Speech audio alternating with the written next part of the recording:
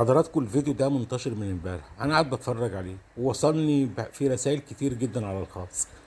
هنا الناس كلها مسلطه الضوء على الحرامي، مع ان الفيديو ده مش بيدين الحرامي، الفيديو ده بيدين المجتمع بتاعنا. حضراتكم بتتفرجوا على الفيديو كده هتلاقوا يعني حاجه مقرفه بالجد. هو ليه المجتمع بتاعنا اصبح مجتمع خانع، مجتمع مستسلم وجبان؟ حرامي زي ده سرق الموبايل والناس بتتلام، يعني شوف الهلف اللي جاي ده، وهتلاقوه واقف اهو، هطلع السيف اهوت، رجع ورا، رجع خاف. تعال بقى هنكمل بقى الاخطر من كده، هنكمل بقى مع بعض. هيجي اهو، هيتلم كام واحد؟ اه، هيتلم كام واحد؟ كل واحد فيهم لو دخل في الحيطه وبيسايسوا الحرامي. احنا ليه اصبحنا كده؟ اصبحنا في مجتمع بيطبطب على الحرامي وبيحاول يرضيه، بيطبطب على المرتشي وبيحاول يتقرب منه.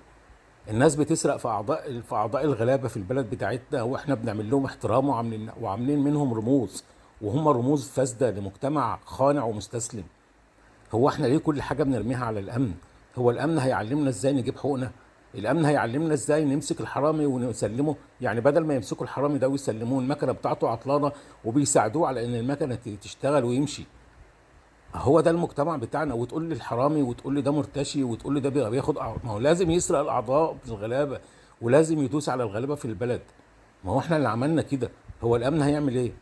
هو كده كده في الاخر الفيديو ده عند الامن بيفحصه، وساعات وانا هنشر لكم خبر القبض عليه. لكن ده الفيديو ده دليل على ادانه المجتمع بتاعنا. ليه المجتمع بتاعنا اصبح مستسلم؟